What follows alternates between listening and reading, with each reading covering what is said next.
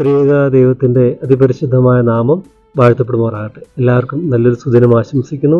പ്രിയപ്പെട്ടവരെ, ഇന്ന് നമ്മൾ ചിന്തിക്കുന്ന ഒരു വചനം യെശയ്യാപ്രവാചകന്റെ പുസ്തകം 24-ാം അധ്യായം അതിൻ്റെ 5-ാമത്തെ വചനം.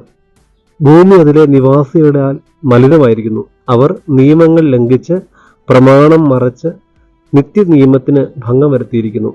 ആകയാൽ ഭൂമി ശാപഗ്രസ്തമായി. പ്രിയപ്പെട്ടവരെ, മനുഷ്യൻ ചെയ്ത തെറ്റിൻ്റെ പരിണതഫലമായിട്ട് ഭൂമി ശാപമായി അല്ലെങ്കിൽ ശാപഗ്രസ്തമായി മലിനമായിരിക്കുന്നു എന്ന് പ്രവാചകൻ പരിശുദ്ധാത്മാ നിറവിൽ നമ്മെ ഓർമ്മിപ്പിക്കുക.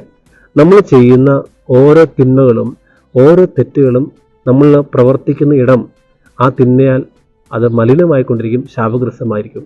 അതുകൊണ്ട് പ്രിയപ്പെട്ടവരെ, നമ്മൾ ചെയ്യേണ്ട ഒരു കാര്യം, നമ്മുടെ ഭവനങ്ങളെ, നമ്മളായിരിക്കുന്ന ഇടങ്ങളെ എല്ലാം കർത്താവിൻ്റെ സന്നിധിയിൽ സമർപ്പിച്ച് തിരുരക്തത്താൽ കഴുകാൻ വേണ്ടി പ്രാർത്ഥിക്കാം. കർത്താവെ, നിന്റെ തിരുരക്തത്താൽ എന്നെയും എൻ്റെ കുടുംബത്തെയും എൻ്റെ ഭവനത്തെയും എൻ്റെ വാഹനങ്ങളെയും എൻ്റെ ഓഫീസിനെയും ഞാനായിരിക്കുന്ന സകലത്തെയും നീ കഴുകി വിശുദ്ധീകരിക്കണമേ. തിന്മയുടെ സ്വാധീനത്തിൽ നിന്ന്, പൈശാചിക ബന്ധനങ്ങളിൽ നിന്നെല്ലാം ഞങ്ങൾക്ക് വിടുതൽ നൽകണമെന്ന് പ്രാർത്ഥിക്കുക. പ്രിയപ്പെട്ടവരെ, തീർച്ചയായും കർത്താവിൻ്റെ രക്തത്താൽ വിശുദ്ധീകരിക്കപ്പെട്ട് അനുഗ്രഹം പ്രാപിക്കുവാനായിട്ട് നമുക്ക് സാധിക്കും. അതിന് ഈ വചനഭാഗം ഇടയാകട്ടെ. നമ്മുടെ തെറ്റുകളെ ഏറ്റുപറഞ്ഞു ഉപേക്ഷിക്കുവാൻ, യേശുവിൻ്റെ തിരുരക്തത്താൽ കഴുകൽ പ്രാപിച്ച് വിശുദ്ധരായി തീരുവാൻ ഇടയാകട്ടെ എന്ന് പ്രാർത്ഥിക്കുന്നു. നിങ്ങൾക്കെല്ലാവർക്കും നല്ലൊരു സുദിനം ആശംസിക്കുന്നു. സർവശക്തനായ ദൈവം നിങ്ങളെല്ലാം വാഴ്ത്തി അനുഗ്രഹിക്കുമാറാകട്ടെ. ആമേൻ.